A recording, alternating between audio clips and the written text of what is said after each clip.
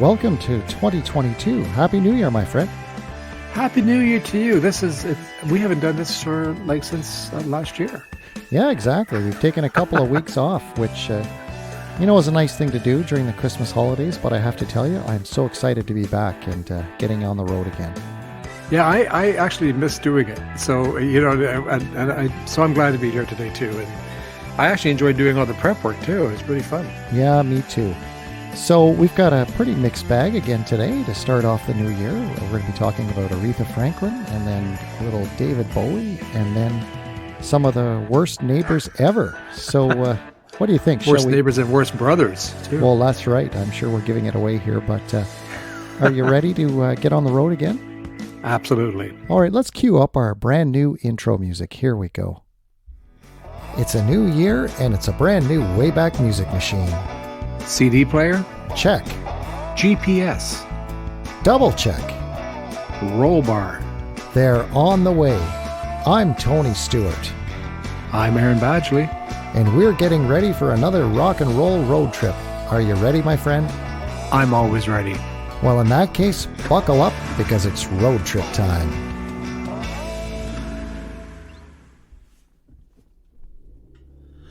So, Tony, for our first road trip for the year, where are we heading first? We are heading to one of my favorite cities, actually, Cleveland, Ohio, January 3rd, 1987. So we'll punch it in here using our fancy dandy sound effects, and off we go.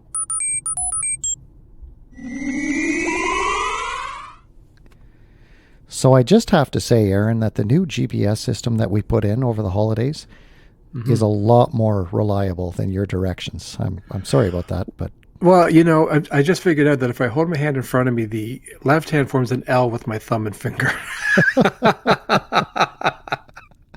So Tony, why are we here in Cleveland, Ohio on this very cold day in 1987? Well, we are here in Cleveland, Ohio because we are going to be witnessing the induction of the first ever woman to be inducted into the Rock and Roll Hall of Fame. 1987. And 1987. And for listeners out there, I wonder if you can guess who that is. We're going to give it away here. We are, of course, talking about the Queen of Soul, Aretha Franklin. And very worthy choice as the first woman inducted in. But where do you start with someone like Aretha Franklin? What a legend. I know. I mean, from beginning to end. And first, what a voice! What a voice! And it never faltered. She, from beginning to end, she had a most amazing voice. She was born in 1942.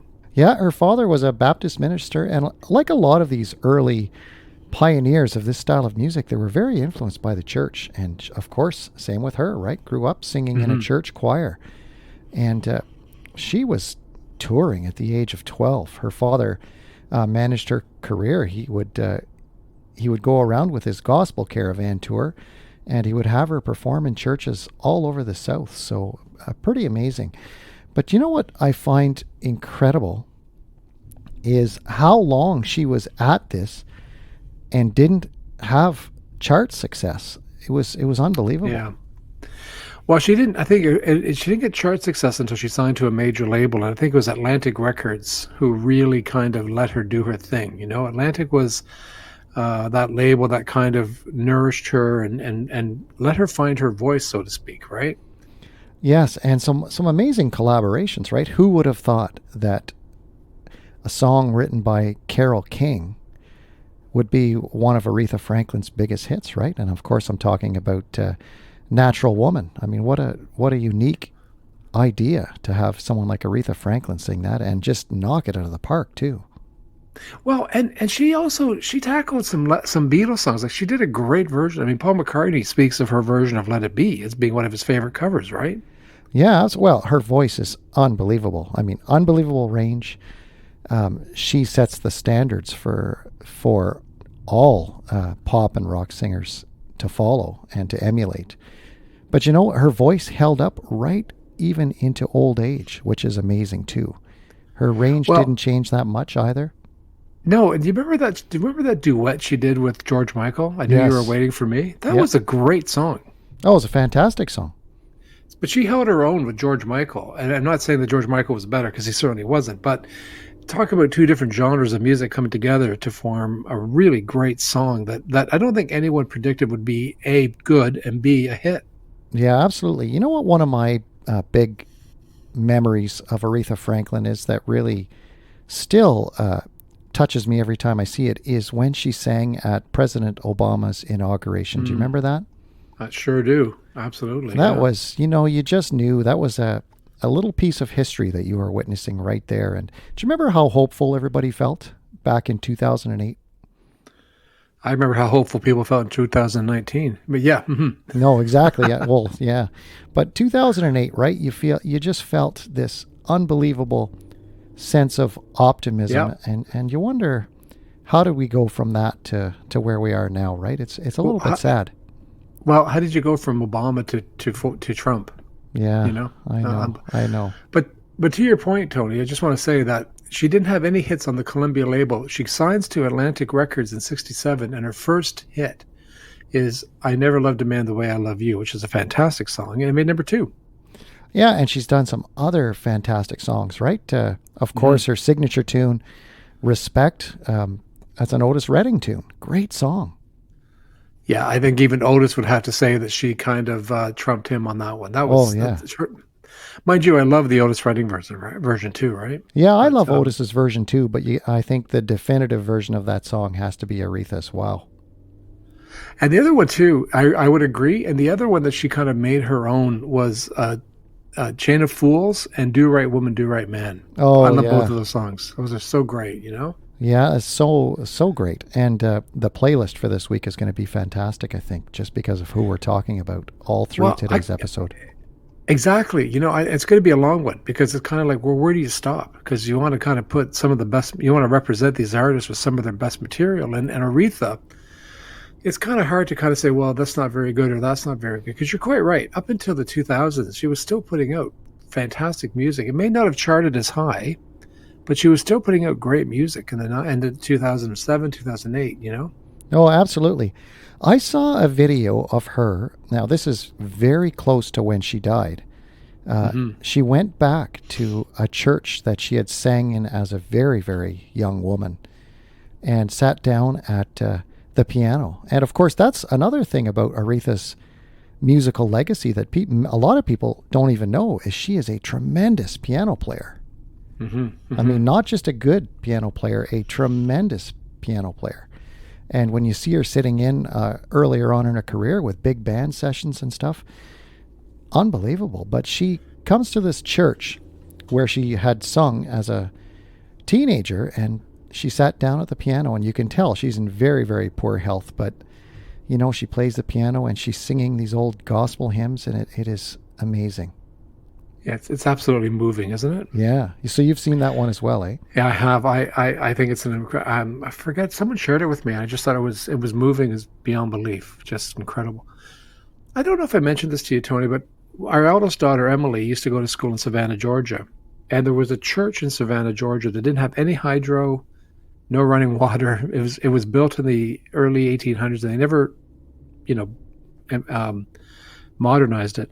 And every Sunday night they would do these candlelit, gaslit gospel singing, Oh, wow. and it was hot, oh beyond hot, because there's no AC in there. But my goodness, the music that came out in that church, just incredible. So seeing Aretha made me always think of that because I could picture her singing in such a small church and just her voice captivating everyone. You know. Oh, for sure. One of a kind, without doubt. Have you seen the new movie starring Jennifer Hudson? No, I haven't. Have you? No, it kind of came and went really quickly, I think, you Yeah, know? I'd like to see it because I'm a big Aretha Franklin fan. So Yeah. that's on Interesting my to see list how for Jennifer sure. Hudson handles her, though. I'd like to, I don't know. I think I'd be watching it going, I wish I could hear the real Aretha Franklin sing these songs. Do you know what I mean? Yeah, because that would be intimidating for sure, trying to cover someone like Aretha. Boy. I wouldn't touch it. Wouldn't touch it. Now, what was on the charts, though? We're looking at January 3rd, 1987. Yeah, I thought I would look at now. These charts names have changed over time. They were originally called the Soul charts, and then they were called the Black charts. And now I don't know what they're called now, but they're called Urban charts. So I looked at the top five singles for this week 1987, when Aretha was inducted. And oddly enough, she had a single at number 7 called Jimmy Lee on that chart. Number 5 was another singer who I love his voice, Luther Vandross, and Stop to Love. And, he got his start with someone we're going to be talking about next, which is David Bowie. Oh, yeah. Okay, that'll be great. He did. Number 4 was Ready for the World, Love You Down. Number 3 was, not a fan, Bobby Brown, a song called Girlfriend. 2, Kool and the Gang, and Victory. And number 1, here's a name you don't hear much anymore, is Janet Jackson. And the song was called Control. Oh, I remember that song. She was huge. Do you remember how big she was? Oh, yeah. In fact, I mean, her popularity at that time was almost rivaling her brothers, right? Yeah. I agree. But she didn't maintain it. In fact, she was just recently on Masked Singer. So there you go. Oh boy, Tony. Before we leave this subject, I have to say something. Sure. If you look at the list of women who are not in the Hall of Fame right now, it's almost criminal. Like Dolly Parton, Cher, Big Mama Thornton, who was the original singer of Hound Dog, Cyndi Lauper, the Shangri-Las. I mean, what the heck, eh? Well, and the fact that it took until, 2021 to induct Carole King and Tina Turner? Like, what's going on here? Unbelievable. Tina Turner in 2021. Unbelievable. I just have to say that because I think sometimes the Rock and Roll Hall of Fame, as much as I love going there, and I do, is a wee bit out of touch. Yeah, I agree with that sentiment, but hopefully that'll change in the years to come, right? Well, let's vote. Oh, that's right. Now, we're going to be going way ahead to 2016, January the 8th, and we're going to be talking about David Bowie. So are you ready to make the jump? I'm ready and willing. All right. Well, let's punch it in. Here we go.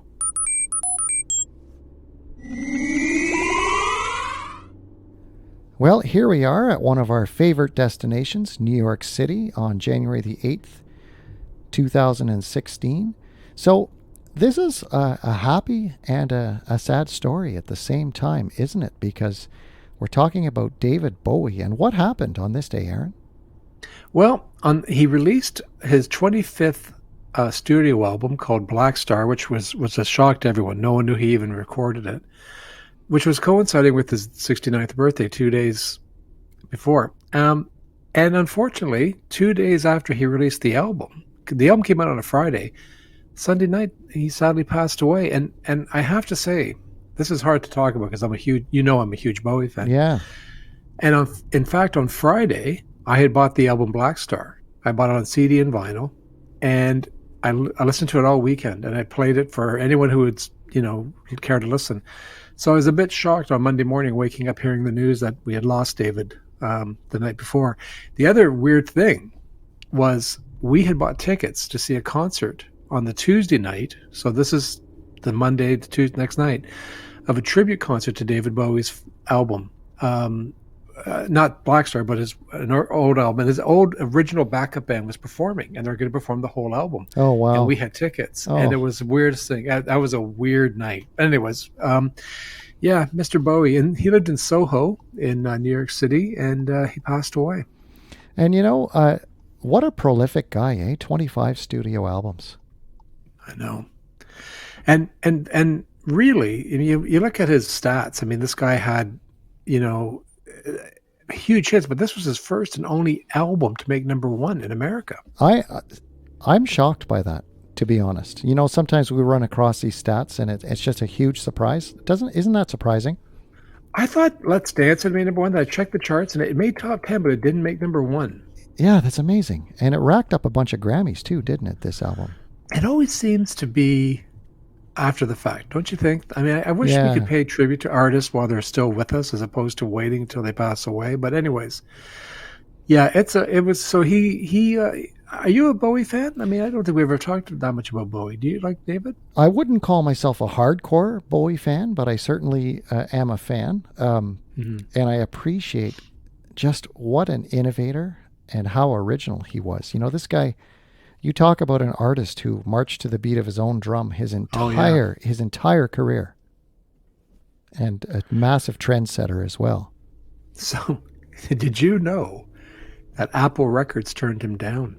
Yes, we talked about that, I think, on Yes, an we did. earlier Oh, we did. show. We did. Yeah, We did. yeah, Yes, yeah. yes, yeah. Yeah, which Can is you? pretty incredible, isn't it? Oops. And so Apple Records turned him down in 1969, which I don't know why they would, because I would think that of all the artists, that he would have fit perfectly on Apple. I mean, they started James Taylor's career and Mary Hopkin and all these Hot Chocolate, who had hits in the 70s, but they turned down David Bowie. I don't know why. But later on, he recorded with Lennon, right? Oh, that's right. Now, I was going to say, David Bowie's one of those guys, the first thing you think of. If you had one word to describe David Bowie, it would be cool, wouldn't it? Oh, he I don't care what age he was. He even just prior to his death, there were these photographs of him. So cool. The man just oozed coolness, right? I don't think he could help it.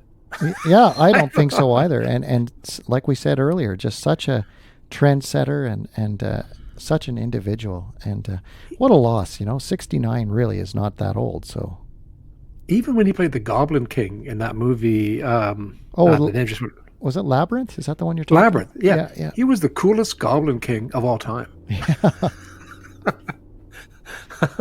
Go back, Sarah.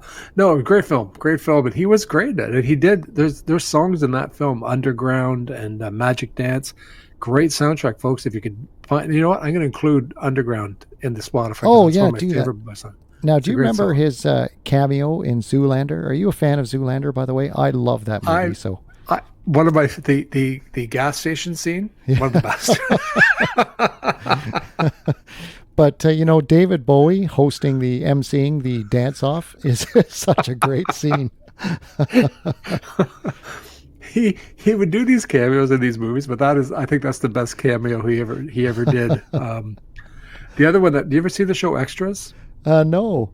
Oh, it was Randy Gervais, and it's all about extras in TV shows and movies, and he meets David Bowie at a pub or a bar. And Bowie writes a song about the little fat man, sad little fat man. But yeah, Zoolander is one of my. That's up into my top favorite comedies. I you know what? I can watch it anytime. I still laugh. Oh well, you know what? That's why we're such good friends, right? Exactly, 100%. But I did want to mention that Luther Vandross sang backup for David Bowie on his Young Americans album, and that's where Luther really kind of got his big break. And do you remember when David Bowie gave the gears to MTV for not playing enough black artists? And he wasn't subtle about it either. He called them right out in that interview. Do you remember that? Do you remember the interviewer looking remarkably uncomfortable? Oh, yeah. And it was like he couldn't answer, but Bowie was, and he didn't let it go. David did not let it go. Oh, no. And the interviewer tried to make, I'm trying to remember who the interviewer was, but he tried to make, some excuse, and Bowie said, that's BS. Yeah. Flat out,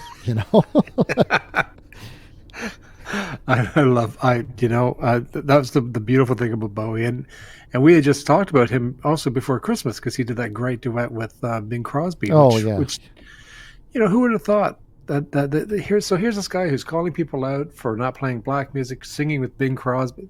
How do you not think this man is ultra cool, right? Oh, absolutely. And so there you go. Now, were the charts cool that week? It's 2016, so that's fairly recent. Well, first of all, no. Okay, I didn't think so. So, meanwhile, David Bowie's Black Star got the Brit Awards for Best Album of the Year and all that wonderful stuff. But the top 5 albums in America were kind of, I don't know this band. I'm not embarrassed to say, but Fetty Wap. You know what? I'm not embarrassed to say that I've never heard of them either. So missed that one somehow. Number 4 was One Direction, Made in the AM. Made their career in the AM. 21 Pilots, number 3 with Blurry Face. They're still around. Hey, Justin Bieber. Who would have thought he'd come up with really good donuts? His album Purpose. And Adele. Do you ever heard of Adele? Oh, yeah. She seems like she just pops her head up every once in a while, right? And just creates these huge waves in the industry, right? So, She's like a groundhog. If she sees her shadow, she goes to number one. Um, and the Beatles had 5 albums in the top 100 because for the first time in that week or the week prior, their music was available to stream through things like Spotify and Pandora and all that kind of stuff. And actually, there was so much activity in the Beatles catalog that their albums were charting all over. And the highest charting album was number 16 on the album One. oh So, my goodness, yeah. 2017, the Beatles are still selling records or selling streams or whatever you call it. Now, I'm going to ask you a question that's out of left field here. Are you ready? I don't know. Maybe. Sure. Okay. Have you ever had really bad neighbors before? I'm going to say yes, but not. They were reasonable, but yeah, bad neighbors. How about you? Oh, I've had bad neighbors. We moved once because of bad neighbors, but Seriously? yeah. I'll tell you that story Wow. some other time. But we're going to be talking about potentially the worst neighbors of all time here. And we have to go to England for this. I love going over to the UK, so I'm assuming we're going to London here. But do you want to head to January 3rd, 2002 to London? And London, yeah, absolutely, please. All right, off we go.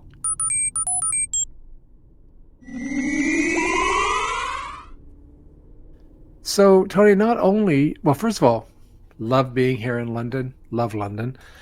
Not only are these guys perhaps the worst neighbors, I would venture a guess that they're just not the best of siblings.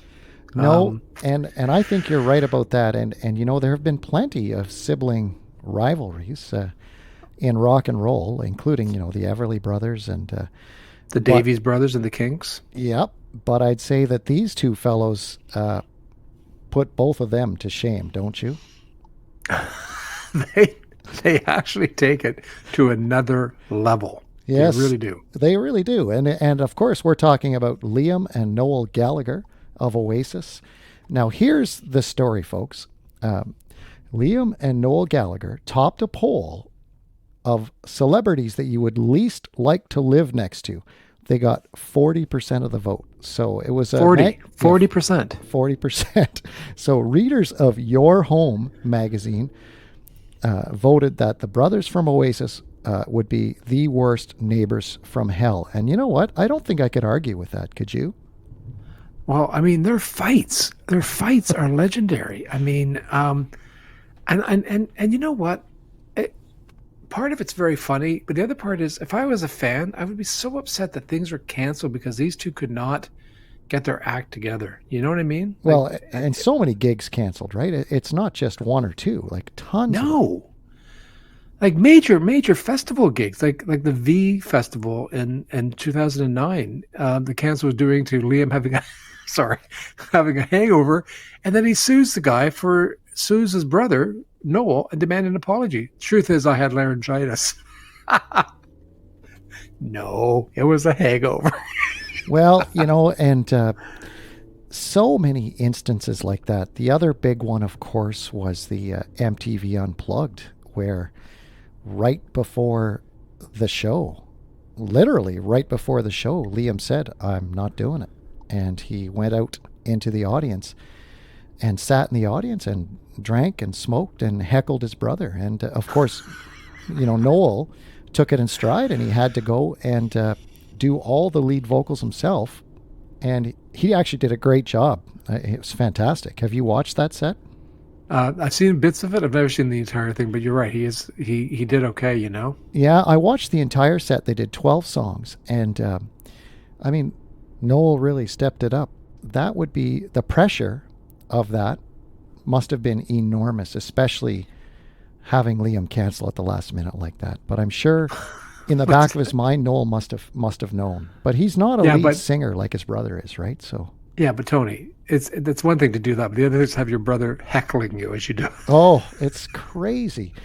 And you know, they had rehearsed too. Like, the band had taken this extremely seriously. They had 2 solid weeks of rehearsal every day before this MTV show. They really wanted to be taken seriously. And out of those, whatever it was, 13, 14 rehearsals, Liam only showed up to 3 of them. And he would only sing for part of them and kept saying that his throat was sore. And the day of, they weren't sure if he was going to show. He showed up and then he said, yeah, I'm not doing it. My throat's sore. And at the end of the show, I'm not sure if you know this story, because they did the 12 songs. And at the end, MTV asked them to re-record the first one that they did. And it was Hello, the song Hello. And then all of a sudden, Liam's laryngitis seemed to be cleared up and he wanted to come on stage and sing it. And, the entire band, not just Noel, said, no, screw you. Like, we're doing this without you. Well, Noel has his own band now, and I've heard their albums. They're quite good. I saw Noel, actually. On TV? Or No, live a few years ago. When? When did you see Noel? He was at Blues Fest with his band. The Flying Birds or whatever they're called? Yeah, it was great. I didn't know you saw Noel Gallagher. Yeah, I did. Rick and I went together, and saw that. Did he do a lot of Oasis stuff, or was he doing mostly his solo stuff? No, there were a few Oasis tunes in there as well, but really? he was great.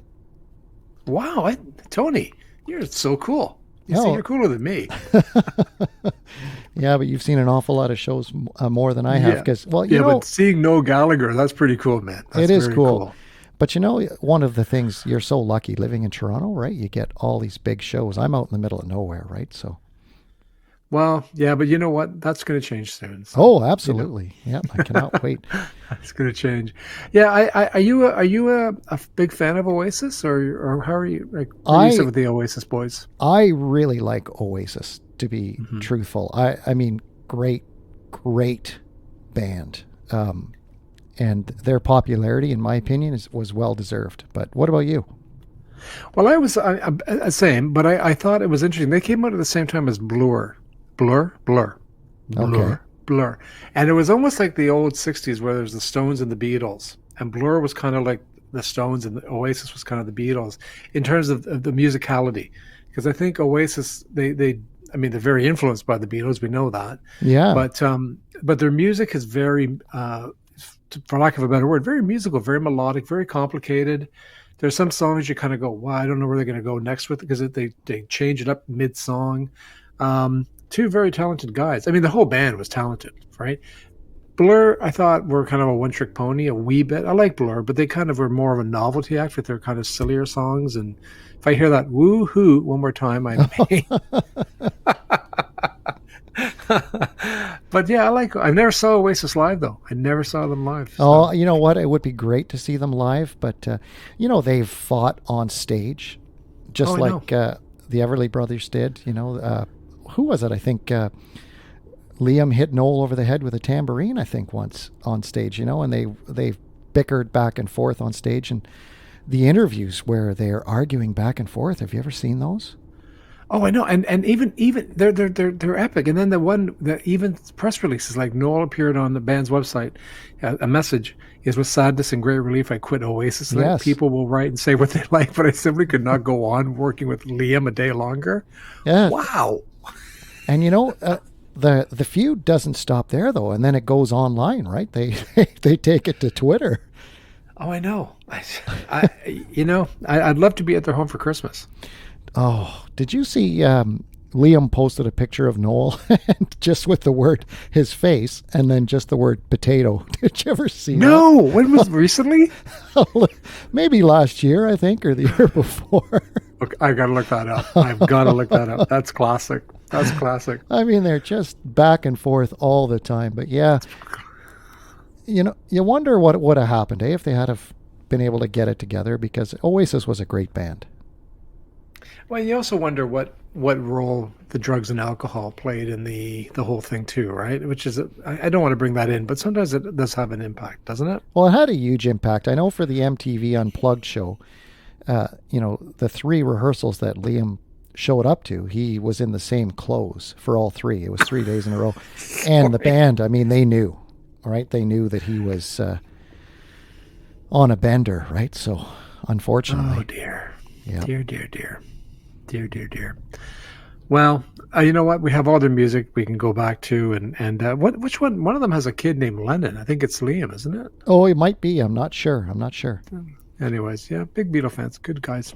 Yeah, well, they had some great songs. Like just off the top of my head, "What's the Story?" "Morning Glory" is such a great song. Great stuff. Yeah, and they recorded they did that great cover of "Come Together" with Paul McCartney and Paul Weller. Fantastic cover version. Yeah. Really good. So you know what else surprised me about the MTV show was I got to watch this now. But yeah, what's that? Well, did you know they used a horn section, like trumpets and saxophones? Yeah, amazing. Fantastic. Yeah. Like live on stage. Yeah, live on stage. When I was watching it, I was looking around. Okay, where are the horn players? Because I wasn't sure if they were using a synth or not, but it was actual horn players. Yeah, they finally showed them that when the camera panned over there. Good on them. Yeah. Good on them. Yeah, very cool, right? Because, Noel had said they wanted the MTV Unplugged show to be something totally different, right? Well, if it's an Oasis, guys, yeah, it's going to be different. Well, you just know it's not going to be your run-of-the-mill Unplugged show, right? So. No, exactly. Now, what are we talking about for charts here, though? Again, 2002, right? So. Yeah, and I thought I'd go to the British charts. And there's some interesting things on the charts. Number 5 was a band that I could never get into called S Club 7. Do you know them? Well, I know this song. That's the only Sunshine? reason I know them, yeah. Yeah, not my favorite. And if you like it, that's cool. But not you, but if you like it too, that's cool. Stereophonics, number 4, with just enough education to perform. Great title. Yeah. Love that title. I don't know the song or the album. These are albums. I don't know the album, but love that album title. Number 3 is a group called Blue with All Rise. 2, Gabrielle with Dreams Come True. And I'm curious, are you a fan of Robbie Williams? Oh, yeah, Robbie Williams is great. What about you? Yeah, he never, I am as well, but he never made it over here, did he? I mean, he was massive in the UK and Europe. A number 1 album, Sing While You're Winning. He never made it over here. And I don't know, I was wondering if you have any theories as to why do you think he never broke America and You're Canada? right, because he didn't really at all, right? Like we've heard of the guy, but over here he certainly didn't have near the success that he had in England. I'm not sure. What do you think? I wonder, I don't know, because I was just at Christmas time, I was listening to Angels, which is one of my favorite tracks by him. And he's got this great voice, great production.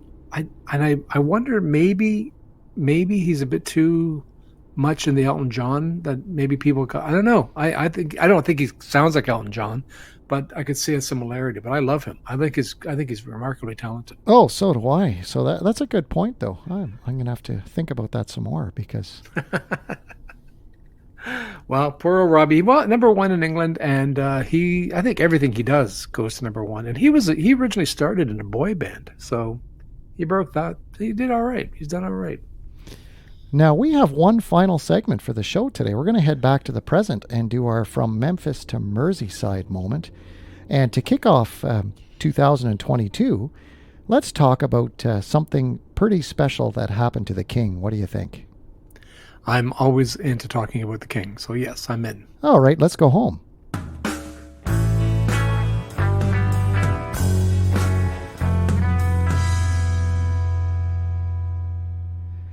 Well, that was our first rock and roll road trip of 2022, and that was a lot of fun. And it just flew by, didn't it, Tony? Oh, well, during the break, I was just saying the same thing. Like, where did the time go on this one, I don't know. So our From Memphis to Merseyside moment, I'm going to let you take this one because you're the chart guy, but this is really, really cool. Something that happened to Elvis Presley. So take it away. Well, in 2005, the King claimed this throne again by going to number 1 in the UK singles charts with Jailhouse Rock, and it sold just about 21,000 copies to reach number 1. And it was originally, released. It was the 70th anniversary of its release, I guess, right? Or no, 70th anniversary of his birth. Sorry, of his birth, yeah. Yeah, but it was re-released and it made number 1, and I think it speaks to the timelessness of this man's music. I was just before the show, I was out and I was listening to Elvis on the radio, and my gosh, he sounds great today. He still sounds great. Yeah, he had an unbelievable voice, and well, you know how much I love Elvis, but Those movies, by the way, thanks for that Christmas gift. I've watched all four. They're great. Well, Tony and I exchanged movies this year, but without knowing. See, this is we're such good friends and we know what each other wants for Christmas. And he sent me some fantastic Christmas movies and TV shows because I love Christmas movies and TV shows. And Tony got some Elvis movies, eh? Yeah, no, and they're great. I mean, they're cheesy and they're a product of their time, but they're still great, you know. Oh, you take them for what they are. You don't try to sit there and go, well, there's no deep meaning. It's just.